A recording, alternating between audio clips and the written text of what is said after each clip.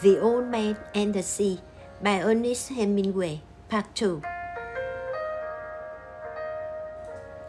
I wish the boy were here, he said aloud, and settled himself against the rounded length of the bow and felt the strength of the great fish through the line he held across his shoulders, moving steadily toward whatever he had chosen.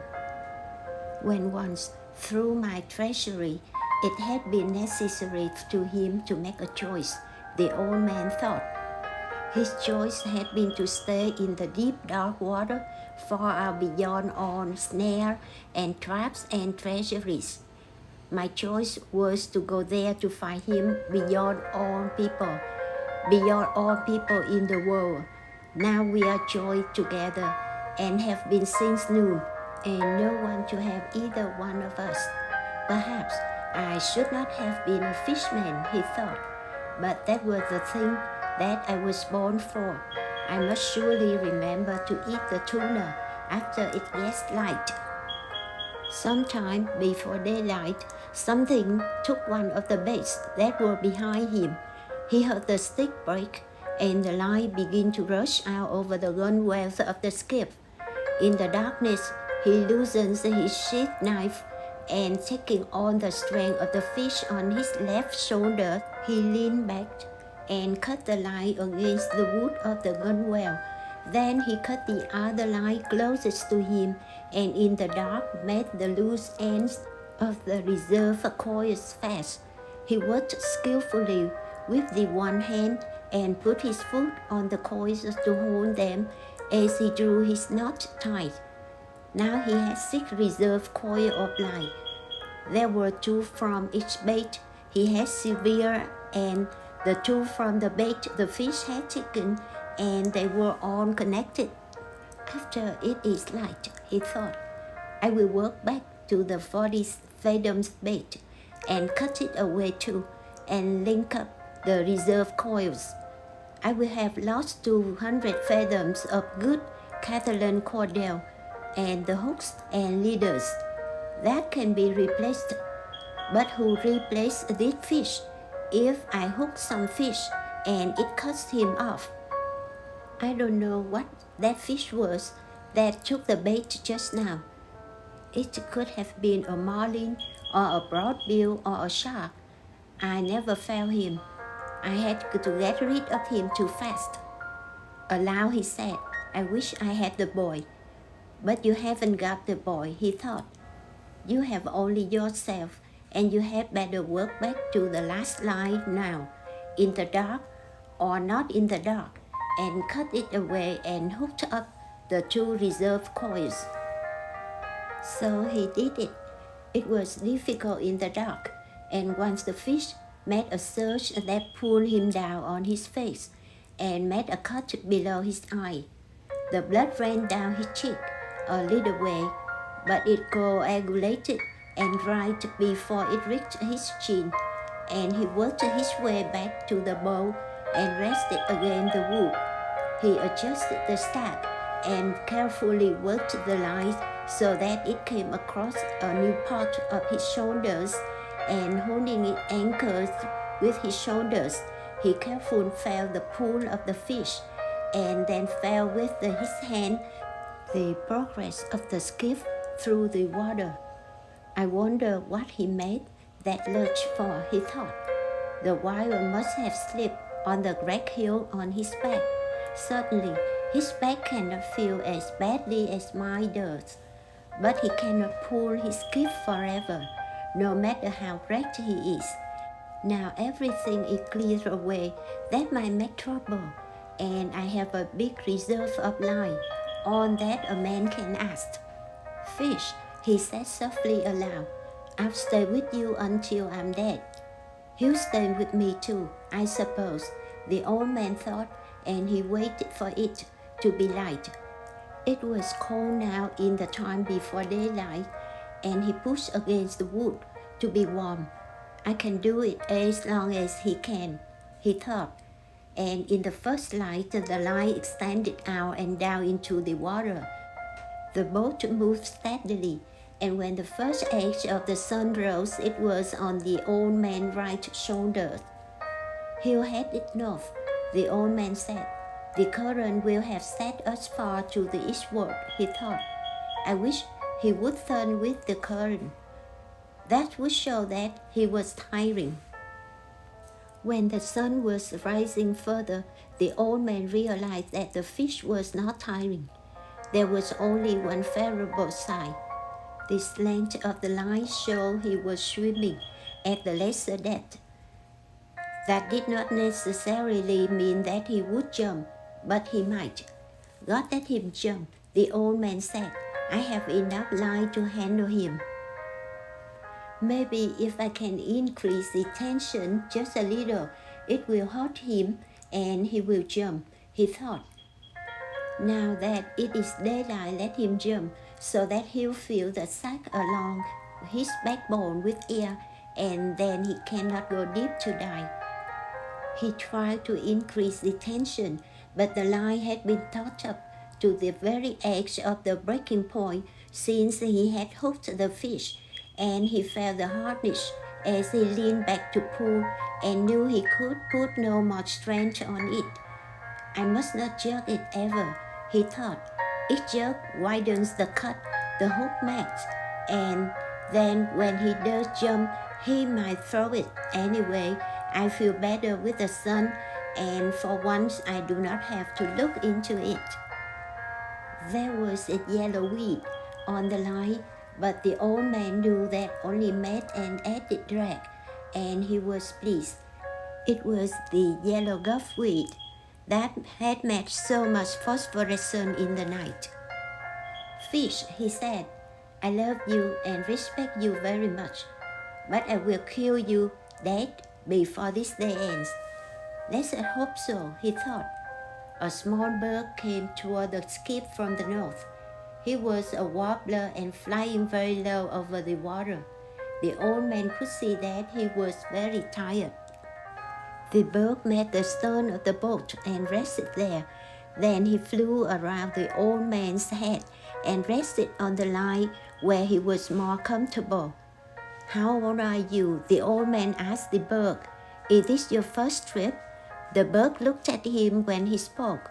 He was too tired even to examine the lines, and he teetered on it, and his delicate feet gripped it fast. "It's steady," the old man told him. "It's too steady. You shouldn't be that tired after the windless night. What are birds coming to?" "The hawks," he thought. "They'd come out to sea to meet them."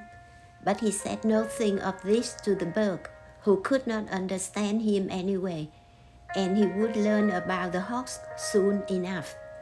"Take a good rest, small bird," he said. "Then go in and take your chance like any man or bird or fish." It encouraged him to talk because his back was stiffened in the night, and it hurt truly now. "Stay at my house if you like, bird," he said. "I'm sorry I cannot hoist the sails and take you in with the small breeze that is rising, but I'm with a friend." Just then, the fish gave a sudden lurch that pulled the old man down onto the boat and would have pulled him overboard if he had not braced himself and given some line. The bird had flown up when the line jerked, and the old man had not seen him go. He felt the line carefully with his right hand and noticed his hand was bleeding. Something hurt him then, he said aloud, and pulled back on the line to see if he could turn the fish. But when he was touching the breaking point, he held steady and settled back against the strength of the line. "You're feeling it now, fish," he said, "and so, God knows, am I." He looked around for the bird now, because he would have liked him for company. The bird was gone. "You did not stay long," the man thought, "but it is rougher where you are going until you make the shore. How did I let the fish cut me with that one quick pull he made? I must be getting very stupid, or perhaps I was looking at the small bird and thinking of him. Now I will pay attention to my work, and then I must eat the tuna so that I will not have a failure of strength. I wish the boy were here and that I had some salt, he said aloud, shifting the weight of the line to his left shoulder and kneeling carefully. He washed his hand in the ocean and held it there, submerged for more than a minute, watching the blood trail away and steady movement of the water against his hand as the boat moved. He hates so much, he said. The old man would have liked to keep his hand in the salt water longer, but he was afraid of another sudden lurch by the fish, and he stood up and braced himself and held his hand up against the sun. It was only a light burn that had cut his flesh, but it was in the working part of his hand. He knew he would need his hands before this was over, and he did not like to be cut before it started. Now, he said, when his hand had dried, I must eat the small tuna. I can reach him with the gaff and eat him here in comfort. He knelt down and found the tuna under the stern with the gaff and drew it toward him, keeping it clear of the coil lines. Holding the line with his left shoulder again and bracing on his left hand and arm, he took the tuna off the gaff hook and put the gaff back in place. He put one knee on the fish and cut strips of dark red meat longitudinally from the back of the head to the tail. They were wedge-shaped strips, and he cut them from next to the backbone down to the edge of the belly.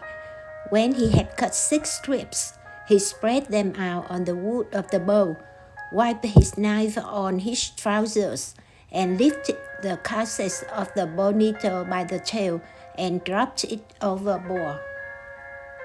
I don't think I can eat entire one, he said, and drew his knife across one of the strips. He could feel the steady hard pull of the line, and his left hand was cramped. It drew up tight on the heavy cord, and he looked at it in disgust. What kind of a hand is that? He said. Cramp then, if you want. Make yourself into a claw. It will do you no good. Come on. He thought. He looked down into the dark water at a slant of the line. Eat it now, and it will strengthen the hand. It is not the hand's fault, and you have been many hours with the fish, but you can stay with him forever. Eat the bonito now. He picked up a piece and put it in his mouth and chewed it slowly. It was not unpleasant. Chew it well, he thought, and get all the juices. It would not be bad to eat with a little lime or with lemon or with salt. How do you feel, hand? He asked the cramped hand that was almost as stiff as a rigor mortis. I'll eat some more for you. He ate the other part of the piece that he had cut in two. He chewed it carefully and then spat out the skin. How does it go, Hen? Or is it too early to know? He took another full piece and chewed it. It is strong, full blood fish, he thought. I was lucky to get him instead of dolphin. Dolphin is too sweet. This is hardly sweet at all, and all the strength is still in it. There is no sense in being anything but practical thought, he thought. I wish I had some salt, and I do not know whether the sun will rot or dry what is left.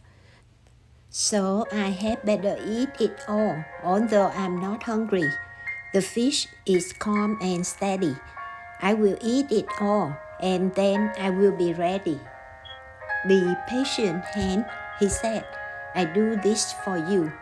I wish I could feel the fish, he thought. He is my brother, but I must kill him and keep strong to do it. Slowly and conscientiously, he ate all of the wedge-shaped strips of fish. He straightened up, wiping his hand on his trousers.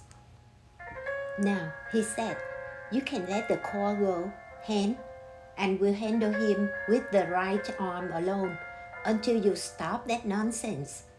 He put his left foot on the heavy line that the left hand had held and lay back against the pool against his back. God help me to have the cramp to go, he said, because I do not know what the fish is going to do. But he seems calm, he thought, and following this plan. But what is his plan, he thought, and what is mine?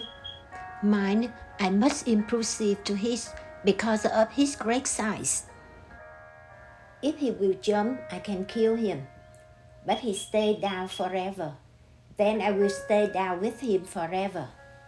He rubbed the cramped hand against his trousers and tried to gentle the fingers. But it would not open. Maybe it will open with the sun, he thought. Maybe it will open when the strong raw tuna is digested. If I have to have it, I will open it, cost whatever it costs. But I do not want to open it now by force. Let it open by itself and come back of its own accord. After all, I abused it much in the night when it was necessary to free and unite the various lines. He looked across the sea and knew how alone he was now, but he could see the prisms in the deep dark water and the line stretching ahead and the strange undulation of the calm. The clouds were building up now for the trade wind, and he looked ahead and saw the flight of wild ducks etching themselves against the sky over the water, then blurring, then etching again, and he knew no man was ever alone on the sea. He thought of how some men fear being out of sight of land in a small boat, and knew they were right in the months of sudden bad weather. But now they were in hurricane months, and when there are no hurricanes, the weather of hurricane months is the best of all the year. If there is a hurricane, you always see the signs of it in the sky for days ahead. If you are at sea, they do not see it ashore because they do not know what to look for. He thought the land must make a difference too in the shape of the clouds, but we have no hurricane coming now. He looked at the sky and saw the white cumulus built like a friendly piles of ice cream, and high above were the thin feathers of the cirrus against the high September sky. Librista, he said, better weather for me than for you, fish. His left hand was still cramped, but he was unknotting it slowly.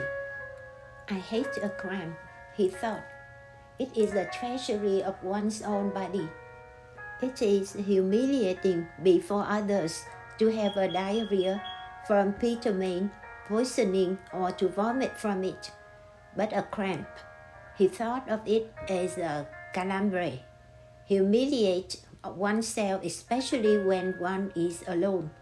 If the boy were here, he could rub it for me and loosen it down from the forearm, he thought. But it will loosen up. Then, with his right hand, he felt the difference in the pull of the line before he saw the slant change in the water. Then, as he leaned against the line and slapped his left hand hard and flashed against his thigh, he saw the line slanting slowly upward. He's coming up, he said. Come on, Hen, please come on. The line rose slowly and steadily, and then the surface of the ocean buckled ahead of the boat, and the fish came out. He came out unendingly, and water poured from his sides. He was bright in the sun, and his head and back were dark purple, and in the sun the stripe of his sides showed white and a light lavender.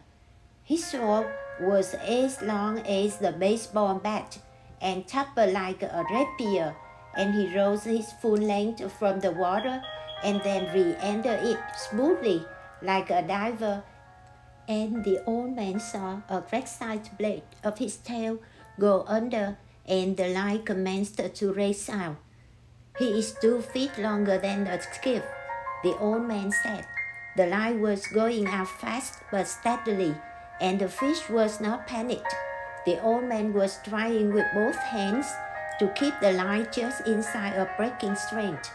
He knew that if he could not slow the fish with a steady pressure, the fish could take out all the line and break it. He is a great fish, and I must convince him, he thought. I must never let him learn his strength, nor what he could do if he met his run. If I were him, I would put in everything now and go until something broke.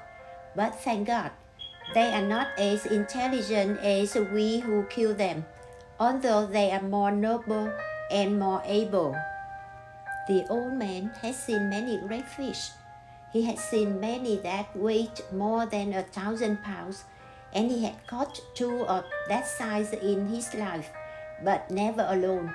Now alone, and out of sight of land, he was fast to the biggest fish that he had ever seen, and bigger than he had ever heard of, and his left hand was still as tight as the gripped claws of an eagle.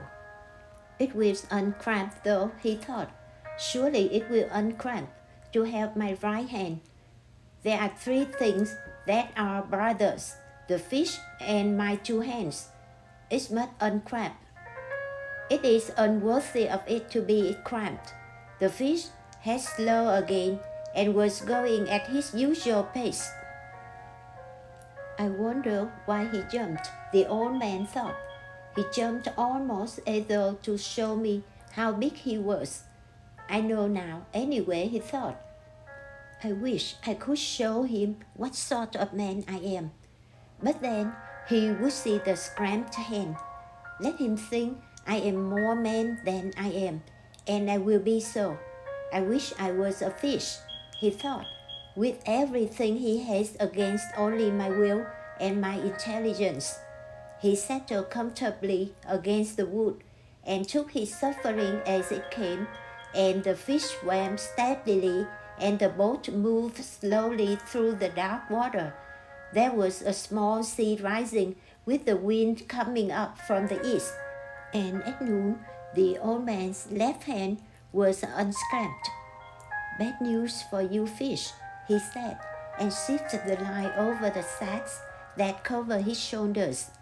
He was comfortable but suffering, although he did not admit the suffering at all. I'm not religious, he said, but I will say 10 Our Fathers and 10 Hail Mary that I should catch this fish, and I promise to make pilgrimage to the Virgin of Cobra if I catch him. That is a promise. He commenced to say his prayers mechanically. Sometimes he would be so tired that he would not remember the prayer, and then he would say them fast so that they would come automatically. Hail Marys are easier to say than Our Fathers, he thought. Hail Mary, full of grace, the Lord is with thee. Blessed art thou among women, and blessed is the fruit of thy womb, Jesus. Holy Mary, Mother of God, pray for us sinners now and at the hour of our death. Amen. Then he added, Blessed Virgin, pray for the death of this fish, wonderful though he is. With his prayer said, and feeling much better, but suffering exactly as much, and perhaps a little more, he leaned against the wood of the bow and began mechanically to work the fingers of his left hand. The sun was hot now, although the breeze were rising gently. I had better rebait that little line out over the stern, he said. If the fish decides to stay another night, I will need to eat again, and the water is low in the bottle. I don't think I can get anything but a dolphin here. But if I eat him fresh enough, he won't be bad. I wish a flying fish would come on board tonight, but I have no light to attract them. A flying fish is excellent to eat raw, and I would not have to cut him up. I must save all my strength now. Christ, I did not know he was so big. I'll kill him though, he said, in all his greatness and his glory. Although it is unjust, he thought, but I will show him what a man can do and what a man endures. I told the boy I was a strange old man, he said. Now is when I must prove it. The 1,000th time that he had proved it meant nothing. Now he was proving it again. Each time was a new time, and he never thought about the past when he was doing it. I wish he'll sleep, and I could sleep and dream about the lions, he thought. Why are the lions the main thing that is left? Don't think, old man, he said to himself. Rest gently now against the wood and think of nothing. He is working. Work as a leader as you can. It was getting into the afternoon, and the boat still moved slowly and steadily. But there was an added drag now from the easterly breeze, and the old man rowed gently with the small sea, and the hold of the cord across his back came to him easily and smoothly. Once in the afternoon, the line started to rise again, but the fish only continued to swim at a slightly higher level. The sun was on the old man's left arms and shoulders and on his back, so he knew the fish had turned east or north. Now that he had seen him once, he could picture the fish swimming in the water with his purple pectoral fins set wide as wings, and the great erect tail slicing through the dark. I wonder how much he sees at the depth, the old man thought. His eyes is huge, and a horse, with much less eye, can see in the dark. Once I could see quite well in the dark, not in the absolute dark, but almost as a cat sees.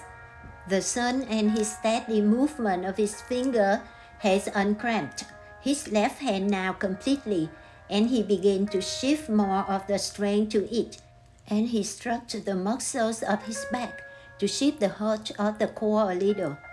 If you're not tired fish, he said aloud, you must be very strange. He felt very tired now, and he knew the night would come soon, and he tried to think of other things. He thought of the big leagues. To him, they were the Grand Leagues, and he knew that the Yankees of New York were playing the Tigers of Detroit. This is the second day now, and I do not know the result of the Quakers, he thought. But I must have confidence, and I must be worthy of the great DiMaggio, who does all things perfectly, even with the pain of the bone spur in his heel. What is a bone spur? He asked himself. Una espuela de hueso. We do not have them. Can it be as painful as the spur of a fighting cock in one's heel? I do not think I could endure that, or the loss of the eye and both eyes, and continue to fight as the fighting cocks do. Man is not much beside the great birds and beasts. Still, I would rather be that beast down there in the darkness of the sea. Unless sharks come, he said aloud. If sharks come, God pity him and me. Do you believe the great DiMaggio would stay with the fish as long as I will stay with this one? He thought. I'm sure he would, and more since he is young and strong. Also, his father was a fisherman. But would the bone spur hurt him too much? I do not know, he said aloud. I never had a bone spur. As the sun set, he remembered to give himself more confidence the time in the tavern at Casablanca, when he had played with a hand game with the great Negro from Cienfuegos, who was the strongest man on the docks.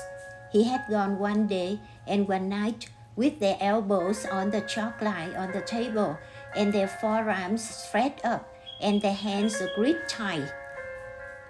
Each one was trying to force the other's hand down onto the table. There was much betting and people went in and out of the room under the kerosene light, and he had looked at the arm and hand of the Negro and at the Negro's face. They changed the referee every 4 hours after the first 8 so that the referees could sleep. Blood came out from under the fingernails of both his and the Negro's hand, and they looked each other in the eye and at their hands and forearms, and the battle went in and out of the room and sat on high chairs against the wall and watched. The walls were painted bright blue and were of wood, and the lamps threw their shadows against them. The Negro's shadow was huge, and it moved on the wall as the breeze moved the lamps. The odds would change back and forth all night, and they fed the Negro rum and lighted cigarettes for him. Then the Negro, after the rum, would try for a tremendous effort. At once he had the old man, who was not an old man then, but was a Santiago and Campion, nearly 3 inches off balance. But the old man had raised his hand up to that even again. He was sure then that he had the Negro, who was the fine man and a red at least beaten. And at daylight, when the batters were asking that it be called a draw, and the referee was shaking his head, he had unleashed his effort and forced the hand of the Negro down and down until it rested on the wood. The match had started on a Sunday morning and ended on a Monday morning.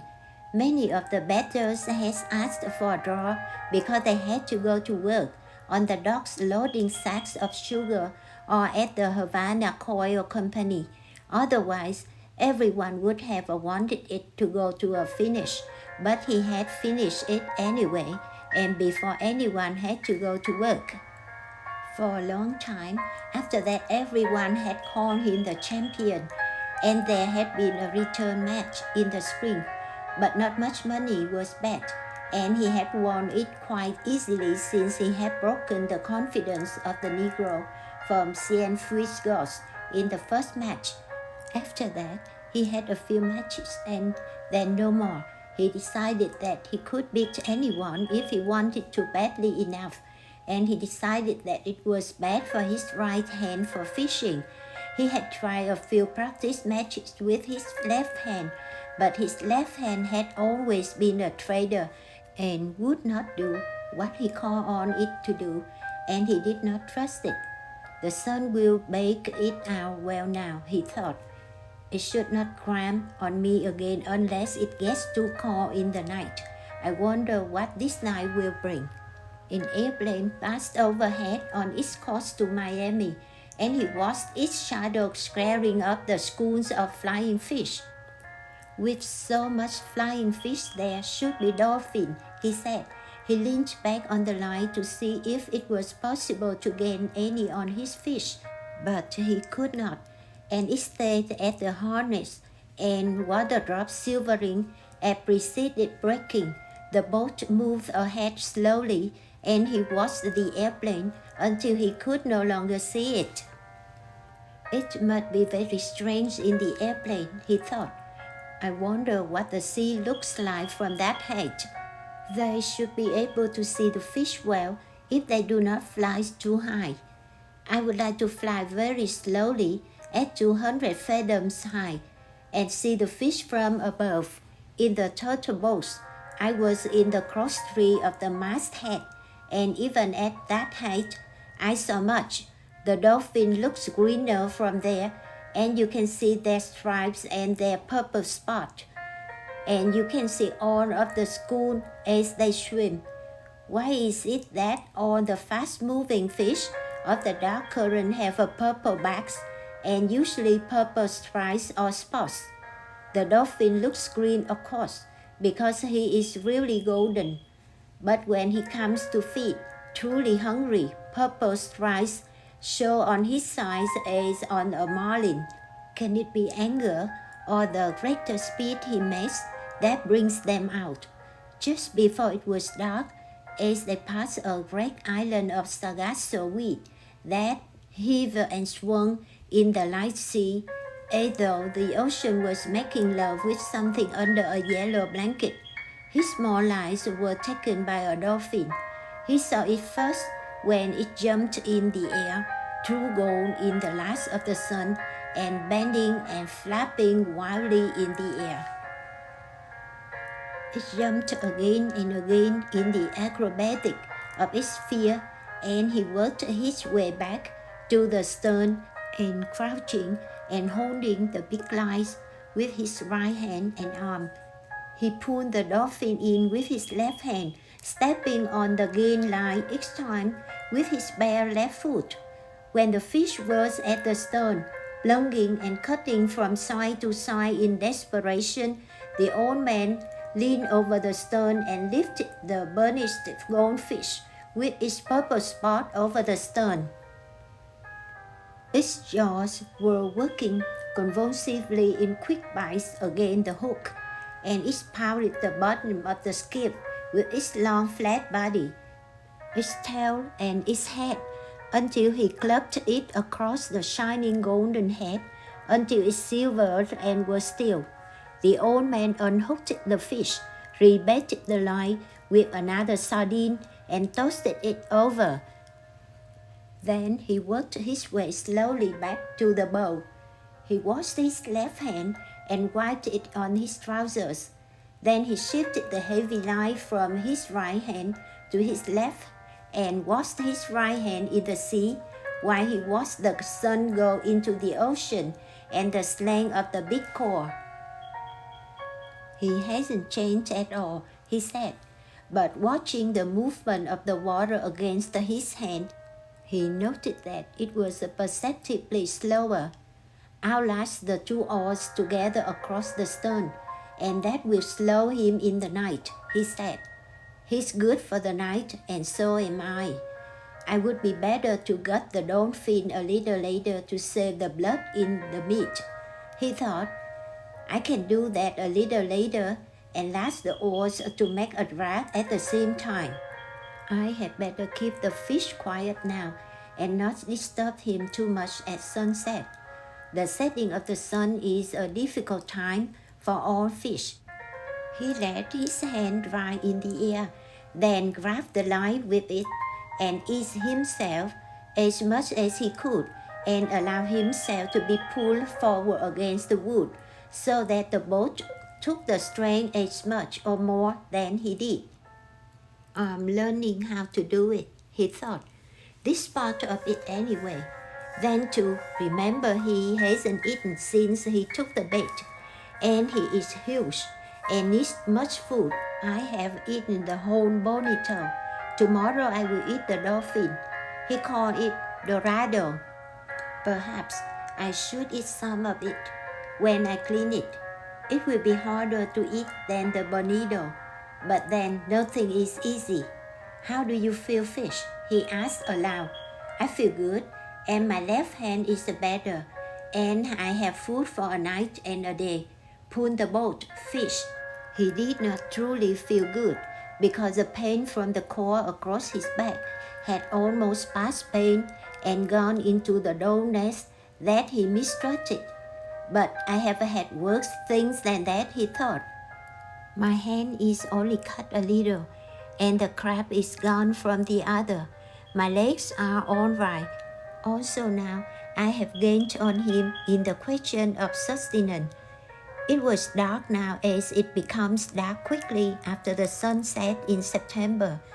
He lay against the worn wood of the boat and rested all that he could. The first star wore out. He did not know the name of Rigel, but he saw it and knew soon they would all be out, and he would have all his distant friends. The fish is my friend too, he said aloud. I have never seen or heard of such a fish, but I must kill him. I'm glad we do not have to try to kill the stars. Imagine if each day a man must try to kill the moon, he thought. The moon runs away, but imagine if a man each day should have to try to kill the sun. We were born lucky, he thought. Then he was sorry for the great fish that had nothing to eat, and his determination to kill him never relaxed in his sorrow for him. How many people will he feed? He thought. But are they worthy to eat him? No, of course not. There is no one worthy of eating him from the manner of his behavior and his great dignity. I do not understand these things, he thought. But it is good that we do not have to try to kill the sun or the moon or the stars. It is enough to live on the sea and kill our true brothers. Now, he thought, I must think about the drag. It has its perils and its merits. I may lose so much light that I will lose him if he makes his effort and the drag made by the oars is in place, and the boat lose all her lightness. Her lightness prolongs both our suffering, but it is my safety, since he has great speed that he has never yet employed.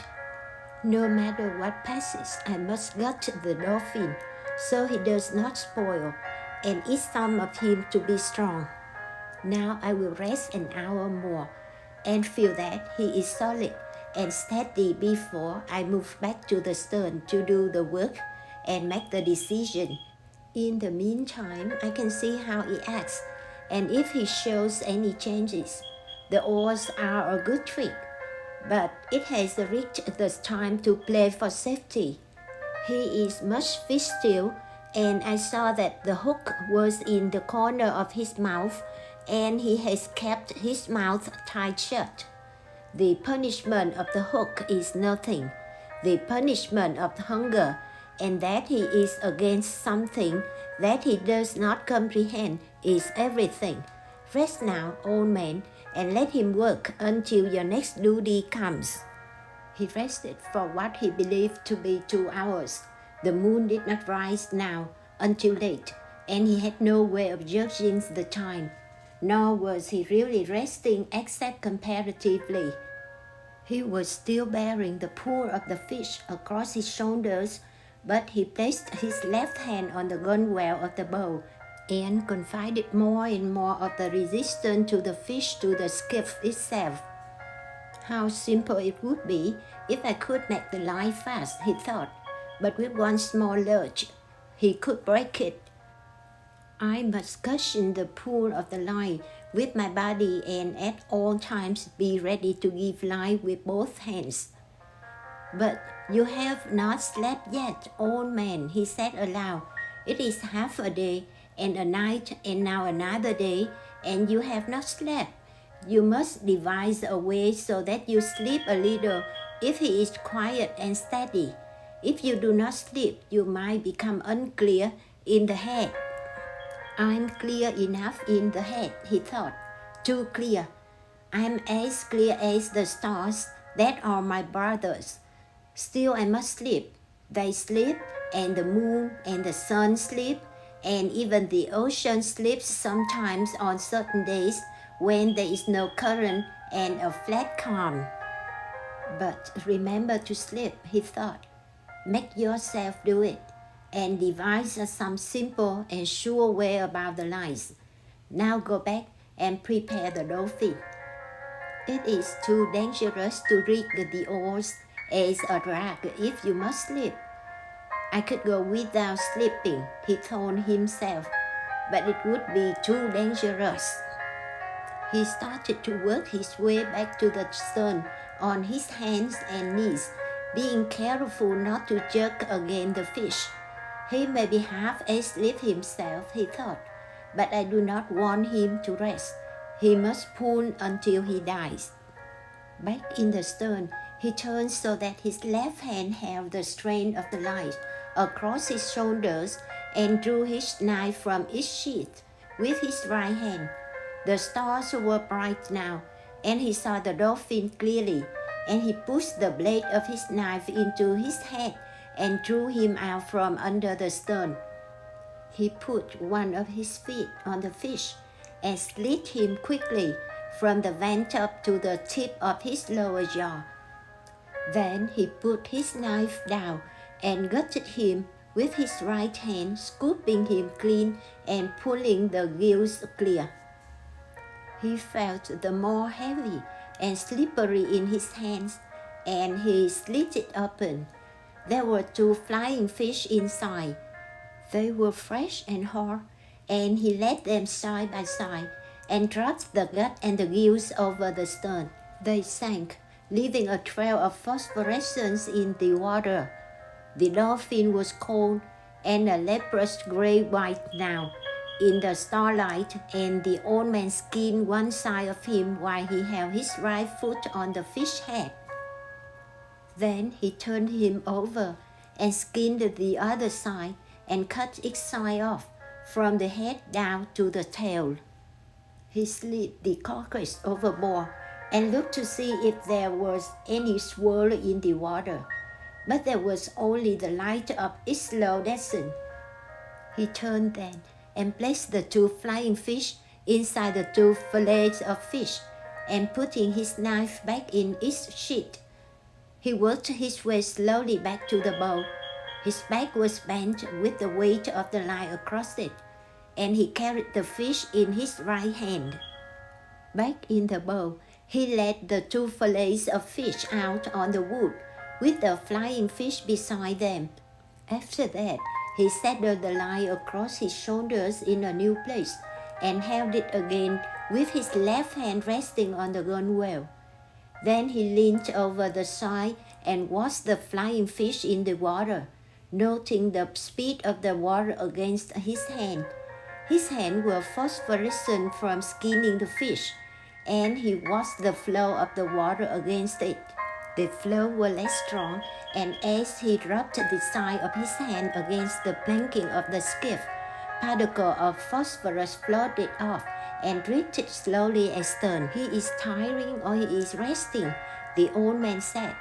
"Now let me get through the eating of this dolphin and get some rest and a little sleep." Under the stars and with the night colder all the time, he ate half of one of the dolphin fillets and one of the flying fish, gutted and with its head cut off. "What an excellent fish dolphin is to eat cooked," he said, "and what a miserable fish fry. I will never go in a boat again without salt or limes.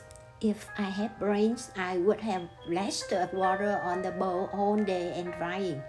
It would have made salt," he thought. But then I did not hook the dolphin until almost sunset. Still, it was a lack of preparation. But I have chewed it all well, and I'm not nauseated. The sky was clouding over to the east, and one after another the stars he knew were gone. He looked now as though he were moving into a great canyon of clouds, and the wind had dropped. "There will be bad weather in 3 or 4 days," he said, "but not tonight and not tomorrow. Rig now to get some sleep, old man, while the fish is calm and steady." He held the line tight in his right hand and then pushed his thighs against his right hand as he leaned all his weight against the wood of the bow. Then he passed the line a little lower on his shoulders and braced his left hand on it. "My right hand can hold it as long as it is breaks," he thought. "If it relaxes in sleep, my left hand will wake me as the line goes out. It is hard on the right hand, but he is used to punishment. Even if I sleep 20 minutes or a half an hour, it is good." He lay forward, cramping himself against the line with all of his body, putting all his weight onto his right hand, and he was asleep. He did not dream of the lions, but instead of a vast school of purposes that stretched for 8 or 10 miles, and it was in the time of their mating, and they would leap high into the air and return into the same hole they had met in the water when they leaped. Then he dreamed that he was in the village on his bed, and there was an author, and he was very cold, and his right arm was asleep because his head had rested on it instead of a pillow. After that, he began to dream of a long yellow beach, and he saw the first of the lions came down onto it in this early dark. And then the other lions came, and he rested his chin on the wood of the bows, where the ship lay anchored with the evening offshore breeze. And he waited to see if there would be more lions, and he was happy. The moon had been up for a long time, but he slept on, and the fish pulled on steadily, and the boat moved into the tunnel of clouds. He woke with the jerk of his right fist coming up against his face, and the light burning out through his right hand. He had no feeling on his left hand, but he braked all he could with his right, and the light rushed out. Finally, his left hand found the light, and he leaned back against the light, and now it burnt his back and his left hand, and his left hand was taking all the strength and cutting badly. He looked back at the coil of light, and they were feeding smoothly. But then the fish jumped, making a great bursting of the ocean, and then a heavy fall. Then he jumped again, and the boat was going fast, on the line was still racing out, and the old man was raising the strength to breaking point, and raising it to breaking point again and again. He had been pulled down tight onto the bow, and his face was in the cut line of dolphin, and he could not move. This is what he waited for, he thought. So now, let's take it. Make him pay for the line, he thought. Make him pay for it. He could not see the fish jumps, but only heard the breaking of the ocean and the heavy splash as he fell. The speed of the line was cutting his hand badly, but he had always known this would happen, and he tried to keep the cutting across the careless part, and not let the line slip into the palm, nor cut the fingers. If the boy were here, he would wet the coils of line, he thought. Yes, if the boy were here. If the boy were here. The line went out and out and out, but it was slowing now, and he was making the fish earn each inch of it. Now he got his head up from the wood and out of the slice of fish that his cheek had crushed. Then he was on his knees, and then he rose slowly to his feet. He was sitting nice, but more slowly all the time. He walked back to where he could feel with his foot the coils of light that he could not see. There was plenty of light still, and now the fish has to pull the friction of all that new light through the water. Yes, he thought, and now he had jumped more than a dozen times and filled the sacks along his back with air, and he cannot go down deep to die, where I cannot bring him up. He will start circling soon, and then I must work on him. I wonder what started him so suddenly. Could it have been hunger that made him desperate? Or was he frightened by something in the night? Maybe he suddenly felt fear, but he was such a calm, strong fish, and he seemed so fearless and so confident. It is strange. You better be fearless and confident yourself, old man, he said. You're holding him again, but you cannot get line. But soon he has to circle.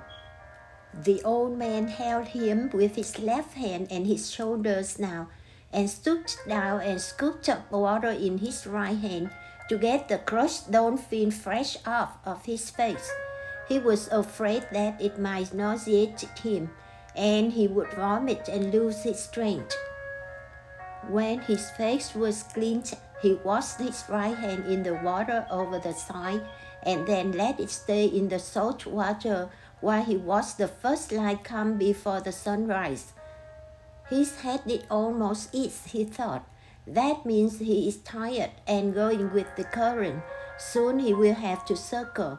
Then our true work begins. After he judged that his right hand had been in the water long enough, he took it out and looked at it. It is not bad, he said, and pain does not matter to a man. He took hold of the line carefully so that it did not fit into any of the fresh line cuts, and shifted his weight so that he could put his left hand into the sea on the other side of the skiff.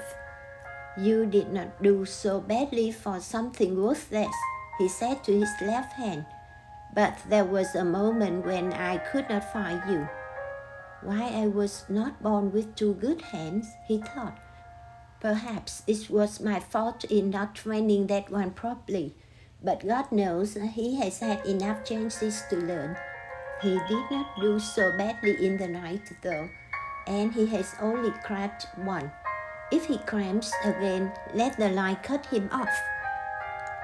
When he thought that he knew that he was not being clear-headed, and he thought he should choose some more of the dolphin.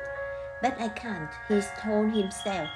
It is better to be light-headed than to lose your strength from nausea. And I know I cannot keep it if I eat it since my face was in it. I will keep it for an emergency until it goes bad. But it is too late to try for strength now through nourishment. You're stupid, he told himself. Eat the other flying fish. It was there, cleaned and ready, and he picked it up with his left hand and ate it, chewing the bones carefully and eating all of it down to the tail. It has more nourishment than almost any fish, he thought, at least the kind of strength that I need. Now I have done what I can, he thought. Let him begin to circle and let the fight come. The sun was rising for the third time since he had put to sea when the fish started to circle. He could not see by the slant of the line that the fish was circling. It was too early for that. He just felt a faint slackening of the pressure of the line, and he commenced to pull on it gently with his right hand. It tightened its own way, but just when he reached the point where it would break, line began to come in. He slipped his shoulders and head from under the line and began to pull in line steadily and gently. He used both of his hands in a swinging motion and tried to do the pulling as much as he could with his body and his legs. His own legs and shoulders pivoted with the swinging of the pulling. It is a very big circle, he said, but he is circling. Then the line would not come in anymore, and he held it until he saw the drops jumping from it in the sun. Then it started out, and the old man knelt down and let it go grudgingly back into the dark water. He is making the far part of his circle now, he said. I must hold all I can, he thought. The strain will shorten each circle each time. Perhaps in an hour I will see him. Now I must convince him, and then I must kill him. But the fish kept on circling slowly, and the old man was wet with sweat and tired deep into his bones 2 hours later. But the circles were much shorter now, and from the way the line slanted, he could tell the fish had risen steadily while he swam. For an hour, the old man had been seeing black spots before his eyes, and the sweat soaked his eyes, soaked the cut over his eye and on his forehead. He was not afraid of the black spots. They were normal at detention, and he was pulling on the line. Twice, though, he had felt faint and dizzy, and that had worried him. I could not fail myself and die on a fish like this, he said. Now that I have him coming so beautifully, God help me endure. I'll say 100 Our Fathers and 100 Hail Marys, but I cannot say them now. Consider them said, he thought. I'll say them later. But then he felt a sudden banging and jerking on the line he held with his 2 hands, It was sharp and hard feeling and heavy.